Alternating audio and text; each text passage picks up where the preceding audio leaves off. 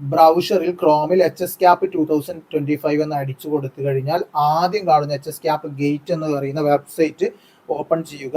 അതിൽ ഏറ്റവും മുകളിലായിട്ട് കാൻഡിഡേറ്റ് ലോഗിൻ SWS അമർത്തുക.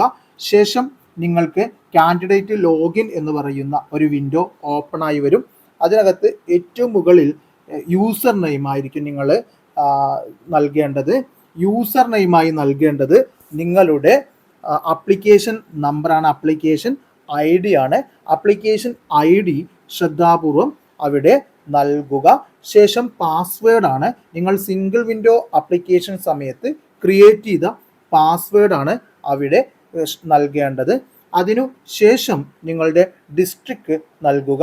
ഡിസ്ട്രിക്ട് നൽകിക്കഴിഞ്ഞ് ലോഗിൻ നൽകുന്ന സമയത്ത് നിങ്ങൾ കൊടുത്ത എല്ലാ കാര്യങ്ങളും ഓട്ടോമാറ്റിക്കായിട്ട് പോകുന്നതായിട്ട് കാണാം. അത് സൈറ്റിൻ്റെ ഒരു പ്രശ്നമാണ്, വിഷയമാക്കേണ്ട.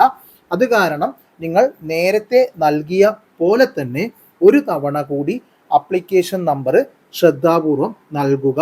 പാസ്വേഡും നേരത്തെ നൽകിയ അതേ പാസ്വേഡ് ഒരു തവണ കൂടി ശ്രദ്ധാപൂർവം നൽകിയതിനു ശേഷം വീണ്ടും ഡിസ്ട്രിക്ട് കൂടി നൽകി ലോഗിൻ ചെയ്യുന്ന സമയത്ത് നിങ്ങളുടെ മൊബൈൽ ഫോണിലേക്ക് നിങ്ങൾ സിംഗിൾ വിൻഡോ ആപ്ലിക്കേഷൻ നൽകിയ സമയത്ത് നൽകിയ ഫോണിലേക്ക് ഒരു OTP പോകും. 4 അക്ക OTP ആയിരിക്കും. OTP നൽകുക. OTP നൽകിയ ശേഷം സബ്മിറ്റ് OTP എന്ന് നൽകുക. സബ്മിറ്റ് OTP നൽകി കഴിഞ്ഞാൽ നിങ്ങൾക്ക് കാണാം ട്രയൽ റിസൾട്ട്സ് എന്ന്. അതിൽ അമർത്തി കഴിഞ്ഞാൽ നിങ്ങളുടെ അലോട്ട്മെൻറ്റ് സ്റ്റാറ്റസ് കാണാൻ പറ്റും.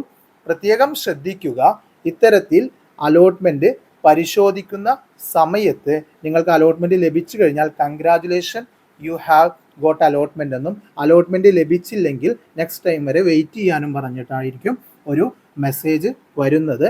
ഈ സമയത്ത് നിങ്ങൾ ശ്രദ്ധിക്കേണ്ട കാര്യം, നിങ്ങളിപ്പോൾ അലോട്ട്മെൻറ്റ് റിസൾട്ട് പരിശോധിക്കുന്നതിന് തൊട്ടു താഴെ തന്നെ അവിടെ നിങ്ങളുടെ സിംഗിൾ വിൻഡോ ആപ്ലിക്കേഷൻ എഡിറ്റ് ചെയ്യുവാനുള്ള ഒരു ഓപ്ഷൻ കാണാം. ഈ സിംഗിൾ വിൻഡോ ആപ്ലിക്കേഷൻ എഡിറ്റ് ചെയ്യുവാനുള്ള ആ ഓപ്ഷനിൽ നിങ്ങളുടെ കൈ തട്ടാതിരിക്കാൻ വളരെ ശ്രദ്ധിക്കേണ്ടതുണ്ട്.